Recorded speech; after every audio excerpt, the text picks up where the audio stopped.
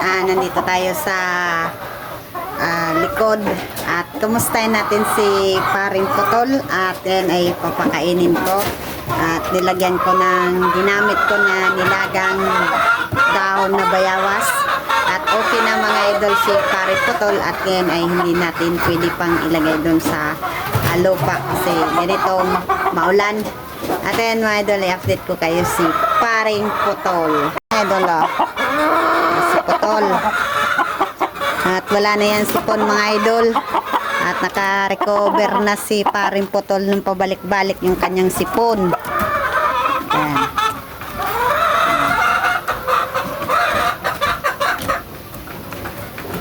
At magaling na mga idol yung aking putol.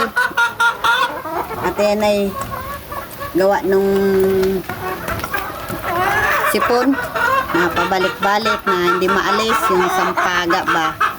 Kaya ginawa ko dyan yung diniklag, tapos yun umaga hanggang hapon yung yung yung gamot na ginamit ko sa kanya, yung bagong gamot, yung amoxicillin ba yun, yung bago. At nilagyan ko mga idol ng yung nilaga kong daong bayawas. Kasi medyo may edad na kasi yan si Paring Putol. At yung kagaya nung sisiw niya na si Bugtong. At yan ay wala na ako ditong experience na sipon mga idol. At yan. Sayang kasi mga idol kung pabayaan ko to si Putol. Magana ng kumain. Ayan.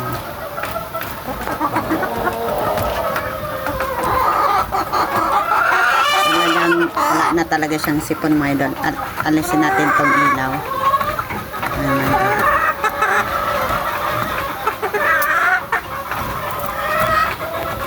At meron din akong inahin na si Gold. Ayan. At ang dami ko dito mga idol ng alpas. Idol.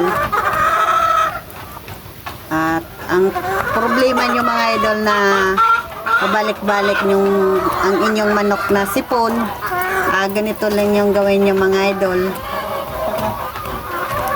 Yung binili ko na gamot mga idol, ito yung binili kong in-order ko sa online mga idol.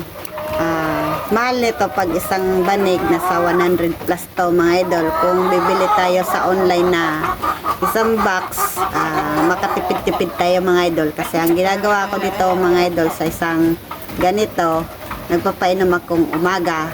Tapos hapon na naman ganito. At pag may sipon pa mga idol, ang inyong manok, bago nyo pa inumin mga idol, diklag nyo muna. Ang ginamit kong pandiklag mga idol, yung Listerine.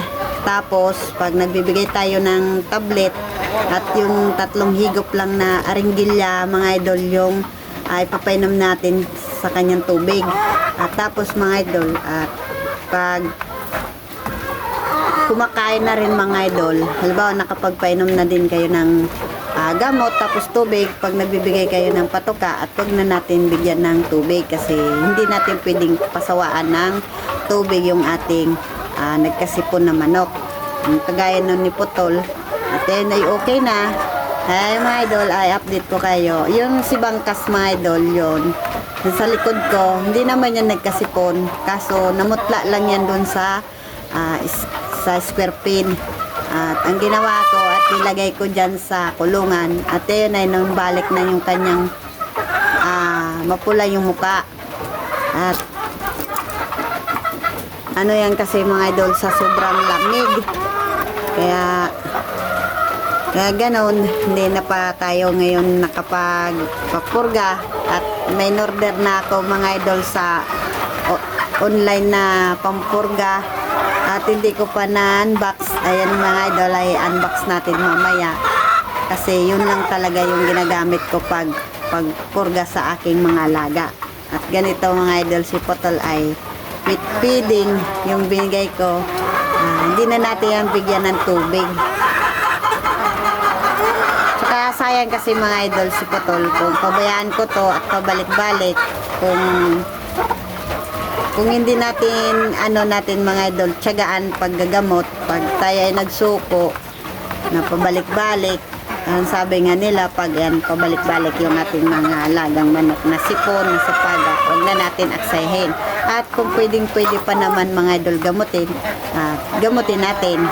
Kaya yung kagaya ng ginawa ko kay Putol, ayan gumaling na. Kaya babalik ko to mga idol si Putol sa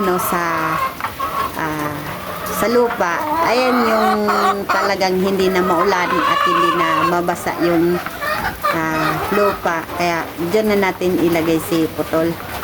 At ayan ay maintain na to mga idol ng vitamins at maganda sa ating mga alaga. Pag gumaling na yung sipon, at ang i-maintain na lang natin mga idol ay vitamins. Kaya ang tig-maintain ko dito kay Putol na vitamins ay B50. Ngayon ay ubos na. Kaya ininjikan ko na lang to mga idol ng B12. Tapos sa sunod naman na buwan, tag-inject naman tayo katapusan, mag-inject na naman tayo ng 0.5. At tuloy-tuloy lang mga idol ang pag-i-inject ng vitamins. At yan si Bangkas mga idol. Yan o. Dati maputlain yan, as in maputla yung mukha niya. At nung napansin rin to ni Kuya Herme, shout out sa'yo dyan Kuya Herme. At ayan wala yan sipon mga idol, as in talagang maputla yan mga idol dun sa square pen. Kaya nilagay ko yan dito si paring Bangkas. Ayan. Siguro mga idol itong sisiw ko kasi nakatali to si Bangkas dyan sa dulo, at dito siguro nagpalahi yung inahin ko na alpas, kaya yun may Bangkas din ako. At yan kita na naman kalok-alike ng isa kong sisiw. At yan namutla lang yan. At ayan mga idol okay na si paring Putol. At kita nyo yung panahon dito mga idol, ipapakita ko sa inyo. Walang tigil ang ulan. At hindi pa ako nakapagpakain. Ayan, at bali dito mga idol, huwag kayong mabibigla kasi yung mga square pin dyan at tinanggal ko gawa nung katapos nung Christine, at marami din ako nagkasipon na alaga. At ayun ay alam nyo na, pag hindi na kaya yung siyempre payat na, at ayun ay inuulam na namin kasi sayang. At alam nyo mga idol, pag kasi ako nag-alaga ng manok, hindi ako umuulam mga idol kasi naawa ako sa aking alaga. Ayan mga idol kita nyo. At nandun yung anak ni Bugtong ni Putol ayun nandun ayun at hindi na yung nagkakasipon. At ito din yung pula kong ayun at gutom na yan. At maya-maya na ako mga idol magpapakain kasi maulan pa. At pwede naman tayo magpakain lang, tapos hindi na muna tayo magpainom kasi inom din yan sa ulan.